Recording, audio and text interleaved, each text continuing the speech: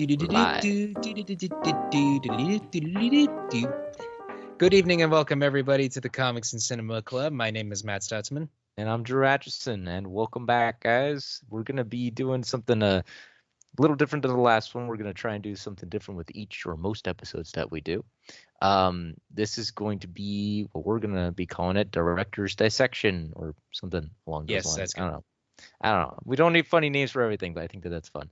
What that basically means is we're going to take a director that either people like or don't like. We're going to be dissecting their work and talking about the pros and the cons. And today's subject is definitely going to be a very big mix because you either really love him or really hate him. It's Zack Snyder, everybody. Yeah, we actually don't have Zack Snyder here, but yeah, obviously. Yeah, it'd be funny if he just jumped onto the video call and was like, "Hey guys, how's it going?" maybe if we say it 3 times in the dark and into a mirror, he'll be summoned. Zack Snyder. Zack Snyder. You gotta say it while you're doing slow mo. You gotta be shooting slow motion. The slow motion's gotta be going for him to be summoned. That is a pro I gotta give. Zack Snyder does look like a pretty chill guy, and that's a pro I have to give to him. Yeah, but, he seems like a nice enough person. He's not like douchey all the time. Yeah. It's certain things because you could see, or just up yours attitude, like certain directors like Michael Bay have. But he's a very chill guy. I'll gladly give him that. Although Michael Bay is someone else we're gonna have to talk about. But that's his own episode. Zack Snyder, I mean, oh boy. Where do you begin exactly? Yeah, I think we got to start with the pros, just to be nice, because Zack Snyder, a lot of people really like him, and a lot of people who like him kind of hail him as being one of the greatest directors of all time. This is my take on Zack Snyder. His movies are very nice to look at. He makes visually stunning and visually appealing films that are very great. Appealing. Yeah, that's gaze more likely. But I'm not wrong though, in the sense that male gaze for sure, but in the sense that the way that he shoots, he has an eye for it, and he really likes to let everything play out and let it all show and let it come into focus. That is something I can appreciate with him. Is his camera work is usually solid, his filmmaking, his visuals are usually solid. He did a whole something with a Green Lantern that was just shot in his garage or something, and it actually looked really good. That to me is the one strength of Zack Snyder, is when he makes something, he makes it look good, which is sadly I think the only pro I should say I can think of with him. I will say I like I think I've mostly enjoyed within quotes. I mostly enjoyed 2 films from him that I know of: Sucker Punch and 300. And those are very different styles of films. Those are very much films we could do entire episodes on to watch them all the way through. But 300 is a very much a big dramatic film. It does have good shots in it, like you were talking about, like that one moment, "This is Sparta." Mm-hmm. That was the original meme back when the internet was new, and that dramatic slow-mo kick into a big pit. Yeah. That's interesting, and it had a good visual style and all that. And again, like you say, that style is very much his own. No matter how necessary or unnecessary the slow-mo is, that's very much his style. It's not something that you could replicate in a way that feels believable, as Joss Whedon can attest to. Yeah. The other thing with Zack Snyder too, and I'll chime in, there are 2 movies by him that I do like, and those 2 movies are Dawn of the Dead and Army of the Dead. Army of the Dead's just sort of dumb. It's not it's a weird movie, but there's some great shots in it, and it's pretty good, all things considered, with what it's trying to be. But I do feel like it kind of fell apart in some aspects.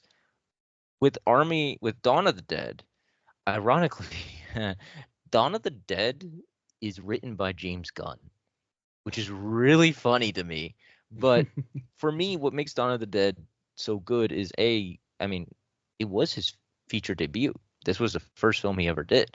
But I also just thought it worked well from a visual perspective because it was meant to be this weird frenetic energy, and he managed to do it well. There were some slow-mo, but the slow-mo worked. There were some great shots in it, and it feels like from there he really built upon that.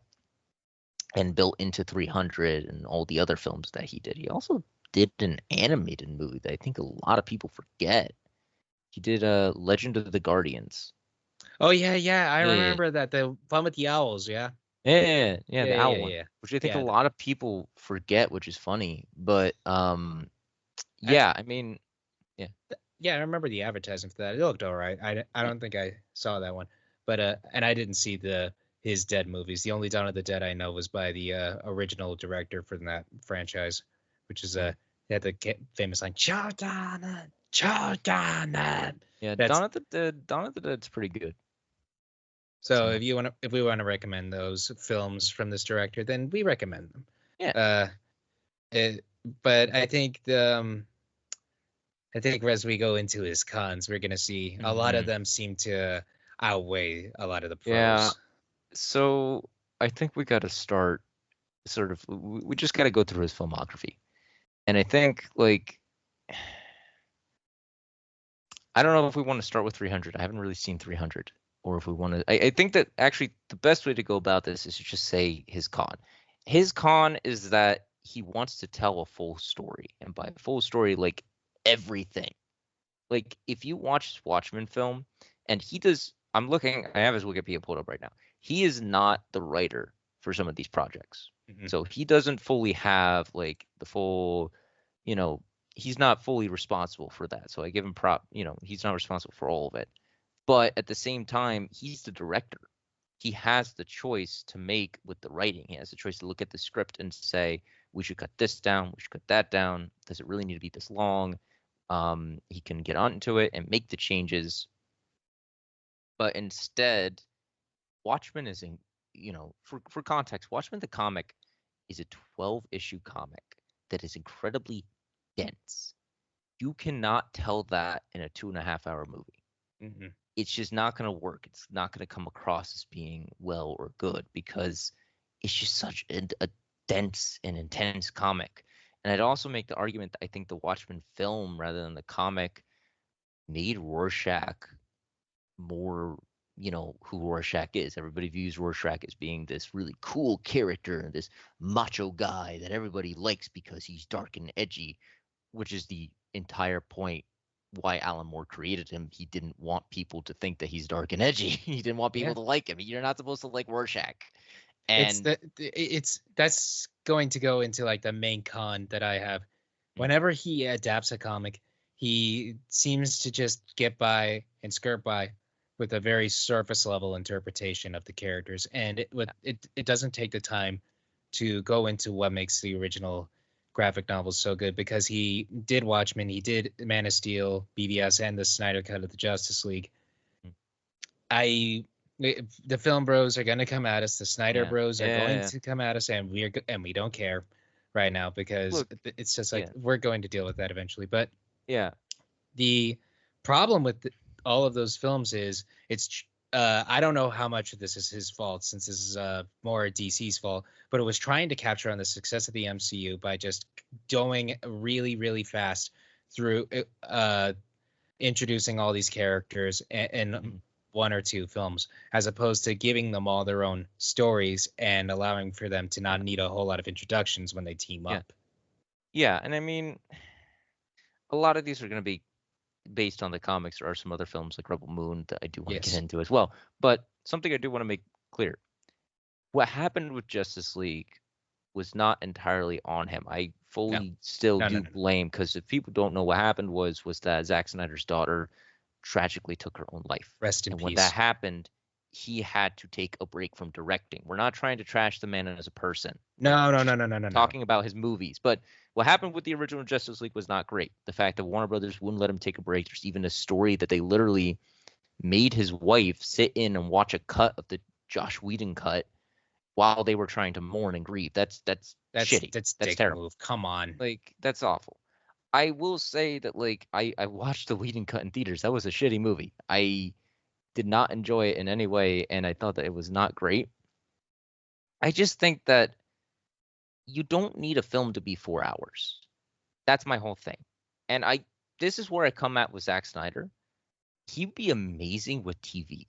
Hmm. Given the way TV is nowadays, where you can create big budget stuff, he'd be amazing if they gave him a budget for like 8 episodes and he just went in and he told the story that he wanted to tell in 8 episodes. Because for a movie with Zack Snyder's Justice League, like 4 hours is way too long. And I've had people tell me, oh, you could just break it up by just pausing it halfway through and then coming back to it later. And it's like, I we'll have to do that, but it's also just kind of like, to That's me, not something that should be like that should yeah, come with a movie going experience. yeah, Like, granted, back in the day we did have intermissions, but mhm, those are usually like 15 minutes. Whereas with a film nowadays, you just stop and you come back to it the next day.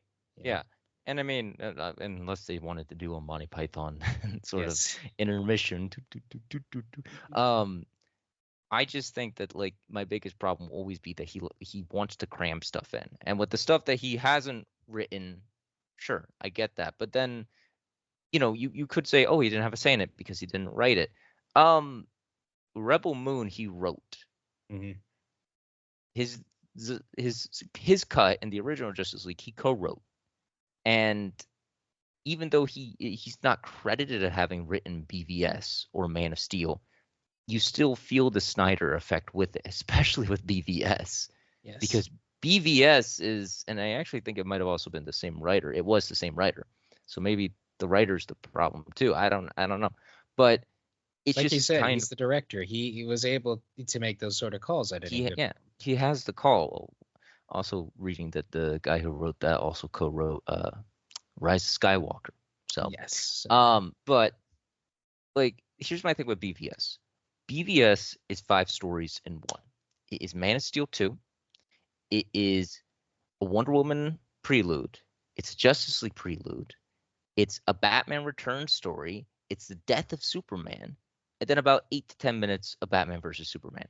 And that's not what we were coming in for. So No, here's the thing. no. A lot of people ask why people give so much crap to Snyder's version of Batman, the Ben Batfleck, who, by the way, the actor Ben Affleck, amazing as Yeah. Batman. I would Yeah. love like a whole movie based on him, but we'll get into that in a second. But this isn't against him; it's against Mm, how he was treated, mm, because we've had Batman before who've killed. Every movie version of Batman before has killed or just mm, let people die. He's yeah. been destructive. It's Yeah. like I mean, that's yeah. not the problem. I'm sorry, No, but no, no. Good. it's like the problem is this is trying to be a Batman that is emulating Dark Knight Returns. And this is the first time that we've seen this Batman. Dark Knight Returns Mhm.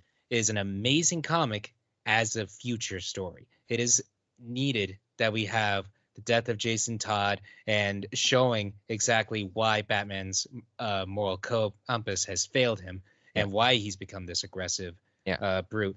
And if you don't have that, you're uh, severely limiting Batman's Mhm. emotional availability in this film because so many because as so many people have pointed out, the conflict between Batman and Superman in this film is incredibly hypocritical since they both view each other as dangerous vigilantes, and they're Yeah. right. They are very destructive, rampaging vigilantes, and that's not the conflict between them in Dark Knight Returns or in any Batman versus Superman story.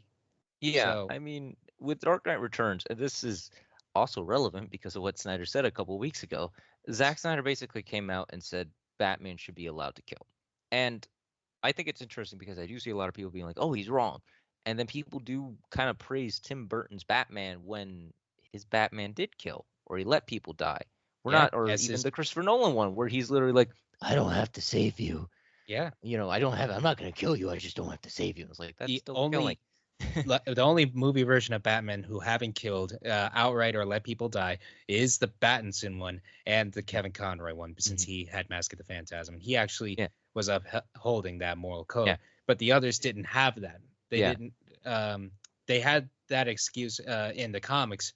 but none of the directors wanted that. So we gave them some leeway for it. But now we're in an age where that sort of moral compass is really interesting. We Mhm. saw it in Daredevil. We saw it recently with Spider-Man in No Way Home. The moral no-kill compass is something that should be introduced in more Batman films, and hopefully Yeah. will as time goes on. The other thing too is that his also thing was, oh, Batman should be able to use a gun. And Batman does not use a gun. He does not kill because of how that impacted him as a child Hmm. because he literally watched his parents get gunned down. It's a rule in every single comic. Batman does not use a gun. He It does wasn't not. a rule in the original comics. Somebody's going to point out to us in like the 30s and Yeah, yeah, 40s. yeah. Nobody. That's when the lore was beginning to establish. Now we're in an age where Batman not using a gun, seems like it should be a simple thing. Like, honest to God, it's Mhm. like it's like, do you want Spider-Man to start using guns now? Because that's not how he works. Yeah. It's just kind of like his whole thing, like, oh, Batman should definitely be allowed to kill. It's just kind of like, no, because that defeats the whole purpose of Batman.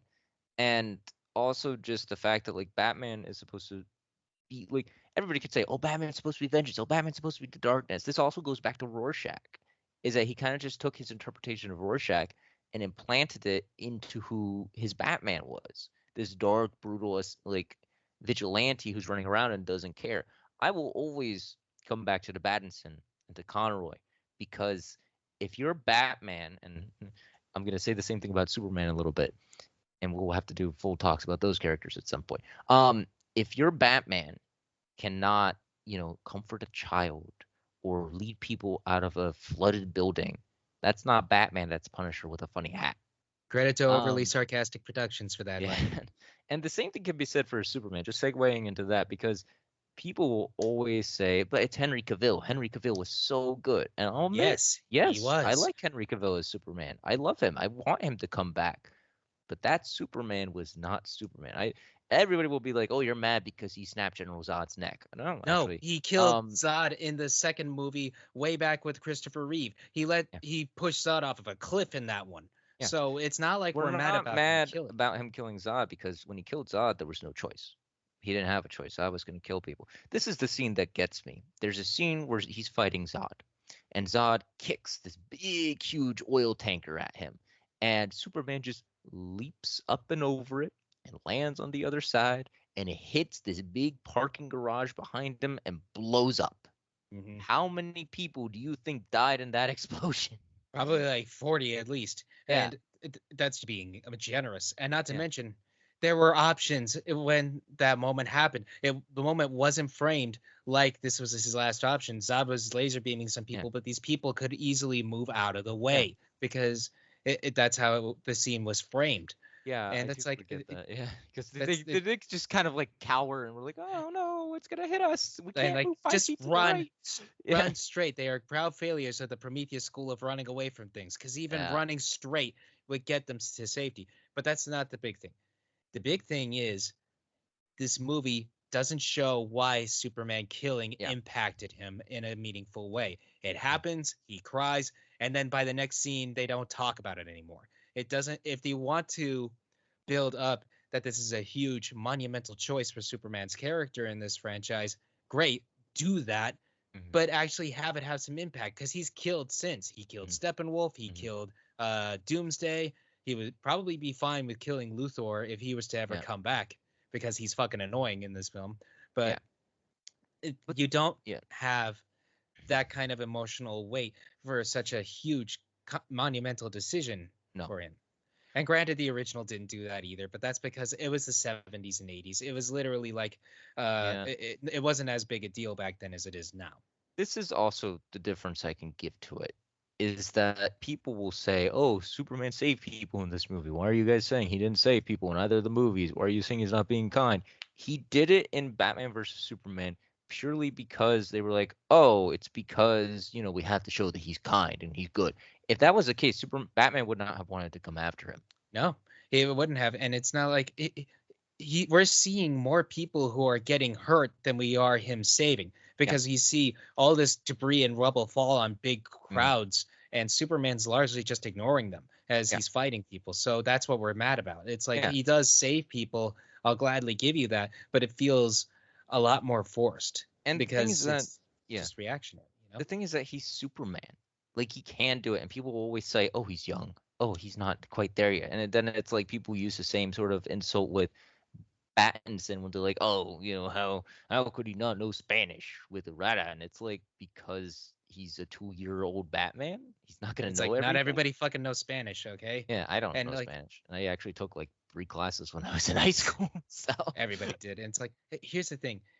we had a young Superman before who was 10 times the version this was. It was called Smallville. Yeah. It was called that version was able to see people in danger and just immediately rush them to safety in the first season in several episodes when he's just discovering his powers. And it's like that is far more engaging and far more like Superman than this is, in my opinion. Mm-hmm. The other thing too is that, and like the way that I will attribute it is how I attributed it to Batman. If your Superman cannot comfort people, if he can't pull a girl back from committing suicide, if he's not willing to tell a kid, thanks, my mom made it when talking about his costume, if he's not going to be there for people or be the beacon of hope, that's not Superman. That's Homelander with an S on his shirt. Or And Omni that's, Man. yeah, that's basically what we kind of got. And I will say he is on a far higher moral level of morality than yeah, Homelander ever will be. But yeah, nonetheless, it's like if you just do like cool things like Superman punching people, hmm and you don't have moments where you save them, you get Superman yeah. 3 and 4. And it goes back again to the visual style of Zack Snyder because he put focus into the visual style. He put a lot of focus into the storytelling of it. He was more focused on how can they make this look cool than about, hey, the script's not that great. And I don't know. Again, I don't know how much say he had, so I'm not trying to like just say, oh, he didn't have any say. But here's the thing too: almost every single film he has made has an extended cut that is supposed to be like, oh, this tells my true vision of the movie. And look, with something like the Justice League cut, yes, It's justifiable. that makes sense. But when you have something like Rebel Moon, and I am going to get into Rebel Moon because I generally do not like Rebel Moon. I think that it is it's like, look, it's basically trying to be Star Wars, but trying to be Zack Snyder's Star Wars, which I get because he actually did pitch it to Lucasfilm as being his Star Wars. It has a Seven Samurai vibe to it. It has some good elements. There is so much exposition and so many characters in this thing that I just couldn't get attached. And my problem is that, there's this big moment towards the end of the film where Ray Fisher, who's in his character, jumps at this ship where he like flies into the ship and destroys it. And it's this big moment where he dies in a big sacrifice. And the camera cuts to this girl or this person who had been introduced earlier in the series or in the movie. And she's just like, no. And it's like, my only thought wasn't, oh no, he died. Oh no, they're feeling such emotion. My only thought was, who is this person? Because I genuinely did not remember them at all. And it's just like that's how many characters there were in this movie. That's how like hard to follow this movie was, is that every single time we meet a new character, it would just give exposition, lore, background. It just felt like, and people are gonna say, oh, well, it was just setting up for the second movie, and that's fine. I mean, that's what Dune did. Dune Part One was just sort of like building up for exposition, Mm-hmm. and then the second one let it all play out. But I don't really know if you could do that with this one, where it feels like it didn't really complete the story. And Carrie Ellis was in this movie, and I barely remember that he was in it. Hey, And like if you want like a good setup movie example, look at Across the Spider-Verse. It yeah, itself is a very much a setup movie for Beyond, but it's still phenomenal in its own yeah, right. Let's just yeah, say that. And also, I'm being really quiet throughout his Rebel Moon yeah. explanation, just He for he anybody hasn't watching. I have he not hasn't seen seen them. Rebel Moon yet. I do Yeah. think you should, just so you can get a feel for it. Like, here's another thing: Anthony Hopkins is in that movie. He's like this cool cyborg robot warrior, and they're like, yeah, we'll explain that in the second film. And it's like, my whole thing is with sequels, and I have this because I'm not an expert, but I've read a lot of scripts for context, for companies, just to provide feedback and stuff, just to basically say, I think this is good. In my opinion, I don't think this is good. I would always come across scripts that would sometimes be building for a sequel. And in my opinion, you have to get the first one right before you move on to a sequel. And I also think that was also Zack Snyder's problem, is a lot of his films, he just wanted to build. He wants to build and build and build, so that way the sequel can be just as good as the first one, except that you might not get a sequel. I read a 256-page script that was just all of this stuff going on and on and on and on, and you get to the end and there's a to be continued. And I genuinely like that's my thing with Zack Snyder is like he wants to build stuff up for a sequel when it feels like he might not get it. And I definitely feel like that was the case with Rebel Moon. The difference with Rebel Moon is that a sequel had been greenlit because it's Netflix and they need more content. But getting back onto what the original topic was, is the first Rebel Moon got like negative reviews, and then Zack Snyder was like, well, it got bad reviews, but hey, my R-rated extended cut is going to come out in mid 2024, and that's going to make it so much better. And it's Well, why wasn't that the first release then? here's the thing, people. This is where we can start talking about the Snyder Bros. Because Yes. there are definitely people who think Zack Snyder is the best thing since I can't believe it's not butter or something like that.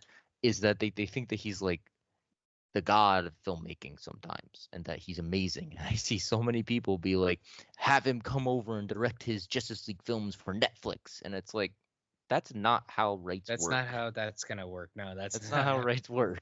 When people were demanding the Snyder cut, I didn't know how that Yeah. would work because I didn't know because by the time that point, Batfleck and Cavill left the roles for Batman and Superman, so Yeah. I didn't know how they would come back to film more scenes for that or if there was enough for it Yeah. by that point. But it makes sense by that point when you would want why you would want a Snyder cut of the movie. Mhm. That felt more in line with the previous films. That makes sense to me. The but Mhm. that but with Rebel Moon again, I haven't seen it, so I'm not going to judge it. I want to make everybody very clear. I'm not We a fake critic who we judges things also that I haven't watched. we haven't seen the Snyder Cut too. No, So not that. We're not judging those yet yeah, we're because like, we're just judging his other films that we I have know I seen. mentioned like it being super long. I have seen clips of it. I have seen stuff of it. We haven't watched it all the way through. We want to at some point. We will, Part of and the we'll reason do a why, whole reviewing yeah. episode. We'll do a movie Um, musers episode on it. but But we're still like just mentioning it because that is a big example of the cuts and stuff. So go ahead. anyway, but nonetheless, with Rebel Moon, with Netflix-driven projects, the director is able to have a whole lot of control over Hmm. it. Hmm. So again, if there is a better cut of this film that's longer, it's R-rated, it explains more, if it's like more engaging, why wasn't that the initial release? Because that's what the Snyder Bros want. They want the Snyder cut to be the official release, not something that's edited by studios. But Netflix doesn't do the same things that Warner Brothers does. Yeah. So you really got to ask yourself, why wasn't that just the main thing, you know? Or So I don't know if maybe. there's a good reason or not, but and I'm Mhm. sure a Snyder fan will explain in the if we ever have comments or responses or whatever. But I don't know. That's how again, podcasts work, but I don't know.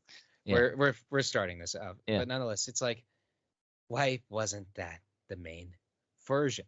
Okay, like yeah, why not start off like that? yeah. You know? The other thing too is that a lot of people will cite his Justice League cut. The thing is that his Justice League cut was an exception because of what happened with Josh Whedon. Is Hmm. that so much got left on the cutting room floor that his true vision did not get fully realized. This is just Netflix trying to get more people's attention, Hmm. and it's just trying for Zack Snyder to get, to say, hey guys, we have a new Zack Snyder extended cut. You guys definitely want to see this because it's building upon what he did with his first film, and it's R-rated. It's not necessarily a Zack Snyder thing, but to try and say that that's like a Zack Snyder staple is not wrong because that seems to happen. That happened with BVS. There was an ultimate edition to add it on like 30 more minutes, and everybody's like, oh, you like. A lot of people I talked to about this movie like, oh, but you got to see the ultimate cut, and I'm like, why do I have to see the ultimate cut if I didn't like the first one? Like, no offense. It's just kind of like if I didn't like the first movie, then I don't really know why I'd watch the sequel or why I'd watch the other one. And it goes back to what I said about the 256-page script. And that number, 256 page, is important because sometimes in filmmaking, A page they will, equals a minute of film. yeah, page equals a minute of film. 256 minutes. So, for example, Rebel Moon is 134 minutes. 134 minutes. I'm just pulling up the map real quick. 4 hours and 16 minutes. Oh yeah, 2.5 hours because Rebel Moon was not that long. No, I mean Oh, 256 my bad, minutes. I my mean. bad. 256 minutes is 4.5 hours. 134 minutes is 2.5 hours. So 4.5 hour script of just nonsense and very weak and didn't feel like it was going anywhere. And I'm not going to disclose names or anything because I'm not about that. But it just is kind of like, it just felt, if you have something like that that gets made, it just feels like you can leave things on the cutting room floor because a big part of filmmaking is kill your baby. And that's a very blatant term, but you want to kill your baby. You want to, you Boy, create, do I. you create, you create something, but create something you love. You create something you really enjoy. Then you're going to send it on to executives. Then you're going to send it on to people who look at it and say, we can change this, we can cut this, don't know if you really need that. And you really don't want to because you love it so much. But sometimes you have to because it's for the betterment of the story, it's for the betterment of the film. Here's, And I'm that's just sorry what for interrupting. editing is. No, go ahead. I was done. I'm sorry for interrupting, but here's a little fun fact for you. Studios don't actually like it when you pitch to them a full, complete script because that's why they feel that they have less control. So if you are so dedicated to making a script, you have to be able to let it be changed because Mhm. otherwise, not a lot of people are going to want to take it. Yeah. Yeah. And I mean, the other thing too is just knowing the story you want to tell. Because I feel like with something like Rebel Moon and with something like Man of Steel and with something like Army of the Dead, especially Army of the Dead, actually, Army of the Dead is kind of a mess of a movie, and a lot of people don't talk about that because there's so many elements that are in there. I don't think Matt's seen that either. But Army of the Dead has literal aliens and robot zombies and stuff that Zack Snyder was just like, yeah, we're gonna explain that in Planet of the Dead, and it's like, what if you don't get a Planet of the Dead? Hmm. I also would like to say that won the Oscars fan favorite contest, not because Over it was an explicitly good movie, but because a bunch of bots voted for it. yeah, because people wanted Zack Snyder to win something. Over So it over won. Endgame. That's the same year that Endgame was in that poll. So let's Yeah. just put that into perspective No, no, here. no, that was I think the same year. Yeah, Or no, was no, that? that was the same year as No Way Home. That was No Oh, Way that Home. was No Way Home. No Way Home. Yeah, I'm not sorry, my Endgame, bad. not Endgame. That was No Way Home. I feel old. Um, I'm sorry. no, that's fine. No Way Home won that, or No Way Home did not win that. And that I'm caused a huge also uproar. Yeah, and I mean, it was Army that did that one, and Oscar's cheer moment went to Zack Snyder's Justice League for the Flash entering the Speed Force scene, which again we haven't seen it, but I have seen that I scene. mean, That's a good moment.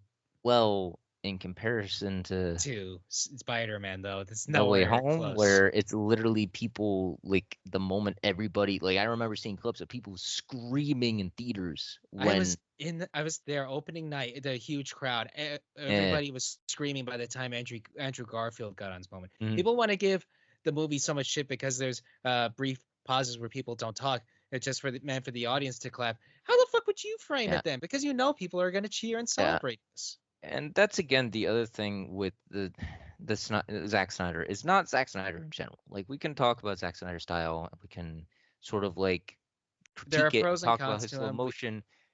A Like, lot of it does come down to the fan base mhm. and the fact that there are so many people who look at him and think that his stuff is the greatest thing since sliced bread.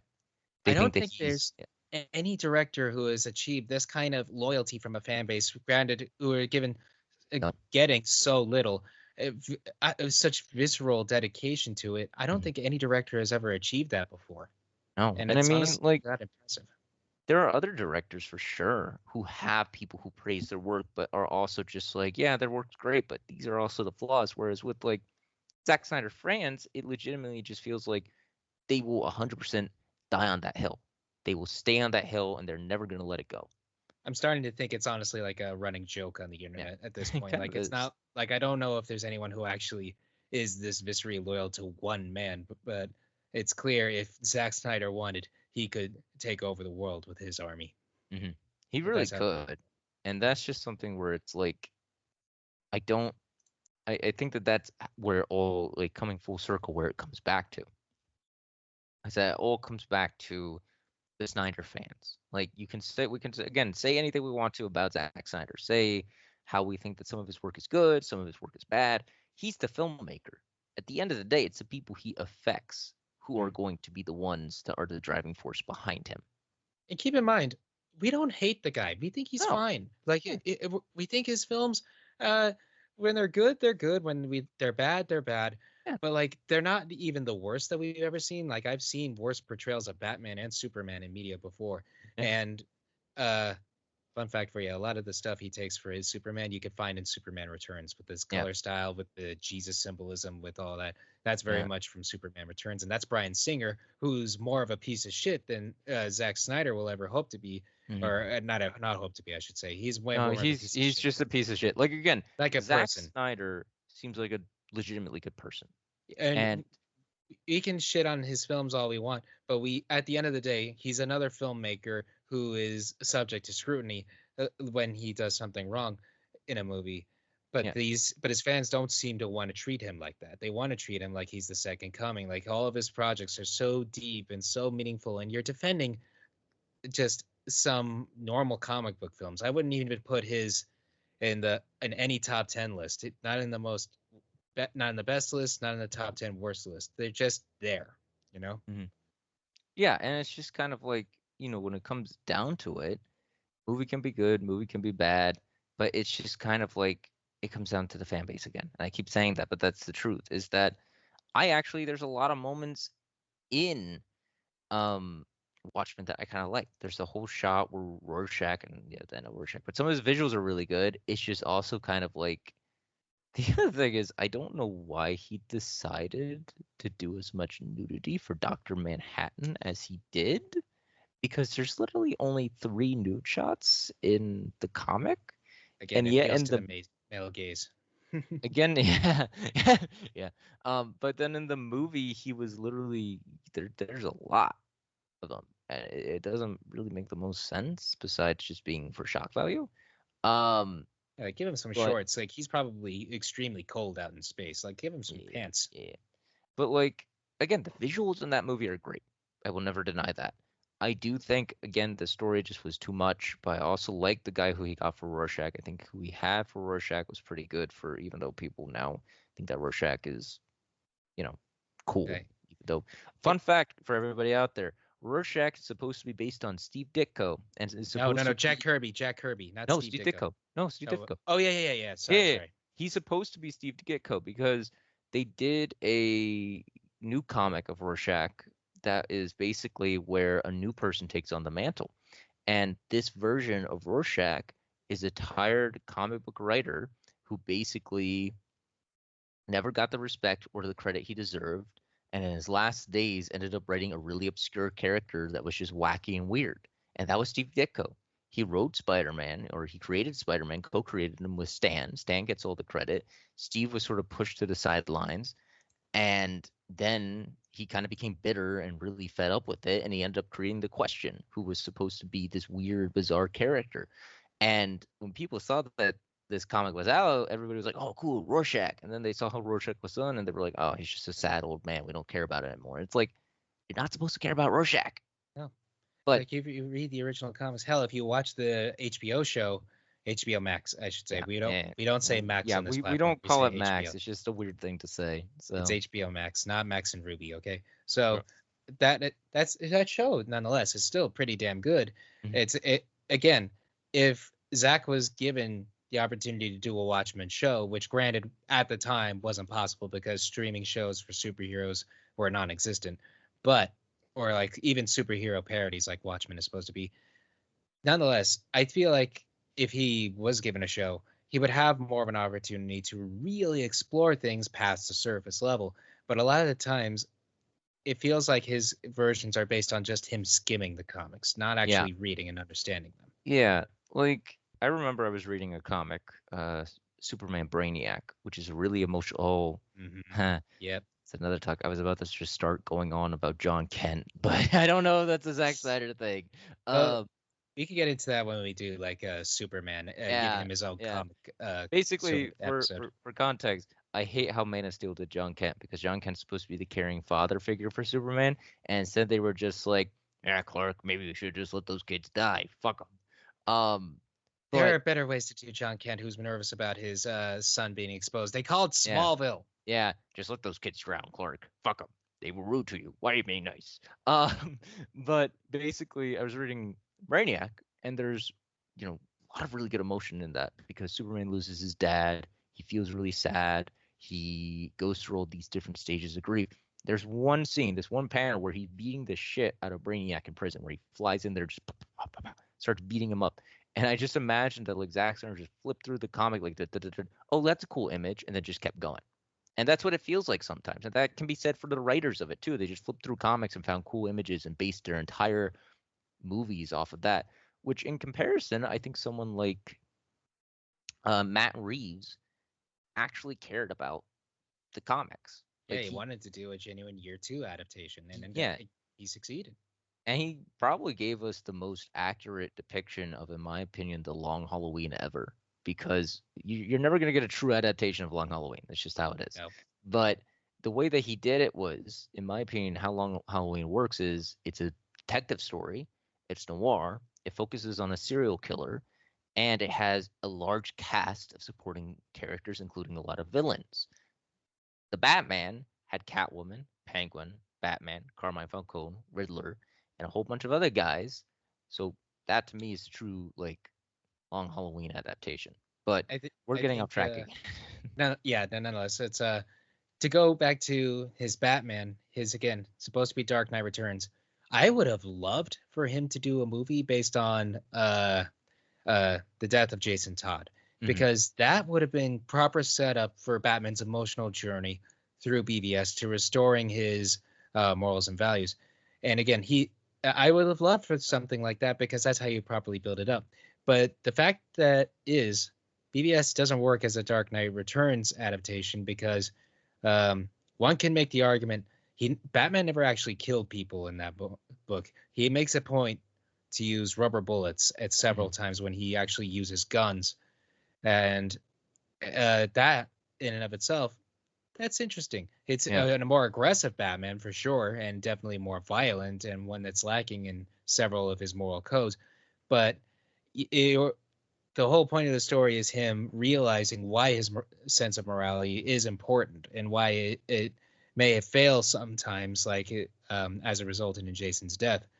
But it's not something that he should give up on because it can be used to inspire others. Batman is very much the story of redemption and all of the darkness that can come with it when you come from a really dark place. Because at the end of the day, Batman feels like he's redeeming himself for letting his parents die when he was a kid. So, yeah, I think out of everything in that movie that would have made it better, Martha is the one thing you could have cut, and you could have put in something with Superman saving a kid and have it relate to Batman with Jason Todd, because that's they allude to it, and that's the other thing. Snyder likes to allude to things in his films, but he sort of is of the the habit of telling rather than showing, where he'd rather tell us information than show us, because they show us Jason Todd, but they don't really. Well, I'm kind of going against what I just said. They show us Jason Todd's suit and the Joker's writing all over it and all that, but they don't actually show us what happened to Jason Todd. They just imply it. They allude to it. Again, it wouldn't have worked if it was just introduced in this film. No. But even if we saw a scene of it, we need like a full movie to explore Batman and Jason's relationship and how brutal of an impact his death actually left on Bruce. Because if you reread that story, it's honestly really, really engaging. And then read that and then read Dark Knight Returns, and you'll see why these two work so well together and why DKR is hailed as one of the great graphic novels. The other thing too is two examples of Zack Snyder saying that Batman should kill and be allowed to kill comes from both of those comics, actually, because a lot of people think in that comic, oh, Batman snapped the Joker's neck. He actually did not. No, that's Killing Joke. That was a different story. No, that was Dark Knight Returns. No, oh wait. Oh, you mean that moment? I thought you were talking about the moment where Batman put his arms on Joker's neck. People don't actually know if he killed him or not. That's up for debate. The answer is he didn't. There were stories afterwards where Barbara was paralyzed and Joker was fine in them. So he didn't. But I do kind of find it funny that like maybe like people are like, oh, he stopped laughing though. I think that Joker just kind of started staring at Batman like, dude, what the fuck? I think you're crazier than me. Yeah, exactly. But the thing I'm trying to make is that he says, oh, Batman should be allowed to kill, and then he cites like Dark Knight Returns, and people will always cite Death in the Family as like, oh, Batman should have been allowed to kill here because it's the Joker. People forget that in The Dark Knight Returns, he didn't actually kill the Joker. He got No. close to snapping his neck, but the Joker finished the job because even then Batman can't do it. In Death of the Family, and this is what gets me, people forget that Batman was literally about to kill him. And the Hmm. only reason he didn't kill him is because Superman showed up and was like, yo, what's going on? Like, he actively was ready to kill the Joker. And the only reason why he didn't is when he's on the helicopter attacking him, a gunman rises up and shoots the Joker. And then Batman, instead of saving him, jumps out of the helicopter. So Batman is more than willing to let people die, but people always gloss over that and are like, "Oh no, Zack Snyder's right," or "Oh no, Batman would never do that." So Batman is a very flawed character. he He is. is his sense of morality is always going to be challenged, and that's what makes him so interesting. Because you want to see him triumphant and never stoop so low as to use a gun or to uh, let someone die. But the simple fact is, every single movie adaptation up until Pattinson has killed someone before, Mhm, or just let mhm. someone die, or use guns or bombs or whatever. The only versions that didn't were the ones that weren't allowed to, like the cartoons and the Adam West show, because killing it Yeah. doesn't fit his brand. Some So days you just can't get rid of a rid of a bomb. bomb. No, it didn't. I love how there was something where Batman got rid of a bomb by attaching it to someone, and Yeah, that's literally in The Dark Knight Rises. That's how he saves the day. He and literally is like, I'm gonna plant this bomb away. You can get rid of a bomb. So, and not to mention, there's that time where Keaton's put a bomb on someone. And he just smiled. He's like, again, there are moments where in Batman's his moral yeah. compass is being challenged, and it's very fascinating, and it sticks with us, and people will accept it. Mhm, Again, the reason why people are so hard on his Batman, on Snyder's Batman, because it doesn't feel like he understood what made the original story so impactful beyond a mhm, surface level, and it didn't feel like he wanted to explore that. Even, yeah, or maybe DC didn't want to explore that. Maybe yeah. that's not his fault. And So who again, knows? we can't be the judge entirely because we don't know what happens behind the scenes. We're not there with them. We don't see the decision get made. We're We're only just there going off to. of what we've seen, and what we've seen is that Zack Snyder has, you know, a style that stays with him throughout all of his movies. I will say this, and this can be parting thoughts and everything. Fun little fact: Man of Steel, the story was by Chris Nolan. So Mhm. for everybody who's like, saying, "Oh, Christopher Nolan's so much better," he is. I mean, I'm not He gonna is he's by Christopher far. Nolan, um, but you know, he did come up with a story for that, so maybe he's also partly to blame. Yeah, But possibly. Again, it's because he made this character so much like Batman. Superman yeah, is not Batman. We need to establish this right now, and we'll deal with that then. But the Snyder version of Superman is basically indistinguishable from Batman in so many ways. And it's like, mhm, why couldn't you just give us like a something that's more along the lines of the Christopher Reeves version, where mhm, it's it could have dark and depressing moments if you wanted to, but still be hopeful and bright and all that, because that's something mhm. that's what people want from Yeah, Superman at the end of the day. yeah, and also just that, final thoughts on Zack Snyder is just Yes. he and a lot of people hold him to a higher standard than it feels like he has to be. Hmm. Everybody will hold him up and be like, he's amazing, he's great. When his movies that sometimes are unique, are different, but then at other times are very generic and feel like they just are filled with cliches and exposition and attempts to try and really hammer in the fact that this is just part one of like three parts and you have to watch the other ones to really get it. When it's a 2.5 hour movie of so much exposition, you might not want to watch the next part. And again, I think that when Snyder works, he works. But when he doesn't, it's glaring. But people don't really want to see when he doesn't work. They just want to say he does. And I don't really understand why Snyder fans, because let me tell you something. Snyder fans specifically came from his DC films, I would argue, Mhm. because as much as people enjoyed his movies back then, there was nowhere near this level of hype behind him until the DCEU got going. Right. People were demanding the Snyder cut. People were starting to praise him after the fact as the second coming of Christ or whatever. And it's like that came from the DC films. So a lot of people will question, oh, why don't you talk about his other films? Why are you focusing so much on the comics? First of all, this is the Comics and Cinema Club. What do you Yeah. expect? Yeah. Secondly, uh, we want to attribute a whole lot of his current popularity to these because that's how the trends looked. Um, it's that's why we're focusing so much on this, and we want to let everybody know. We know he can do incredible good stuff, and if he wants to make something that explores these themes like he does, do so and Mm. make it a show. That's all I'm saying. The other thing too is like we definitely did go more into comic book stuff at some point, so we do apologize for like the sort of weird back and forth with that. Again, this is the Comics and Cinemas Club or whatever. Yeah. Um, if we want to talk about like comic accuracy, I will say this: if you go onto the Wikipedia, there are actually a lot of comic characters who do show up in Man of Steel. Emil Hamilton's there. Yeah. Christopher Milani was in it as someone named Nathan Hardy. His call sign was Guardian. Yeah, I know Guardian. Who's in another DC hero. And then you have General Zod, you have Farah Yul. I think I probably just butchered that. You have Jor-El, you have a whole bunch of other characters. The difference is that if you're just putting them in and not using them well, then you're not going to have great usage of them. And I can make this point with the Ultimate Edition of BVS, because a lot of people don't know, but in BVS, the Ultimate Edition, Superman's pal showed up. Yay, Jimmy Olsen. Jimmy Olsen showed up, and Jimmy Olsen was a CIA agent undercover working with Lois Lane, who then gets shot in the head by KG Beast about 10 minutes into the movie. KG Beast was in that version? KG Beast was actually, he was in both of the movies. Mm. He was like the hitman. Wait.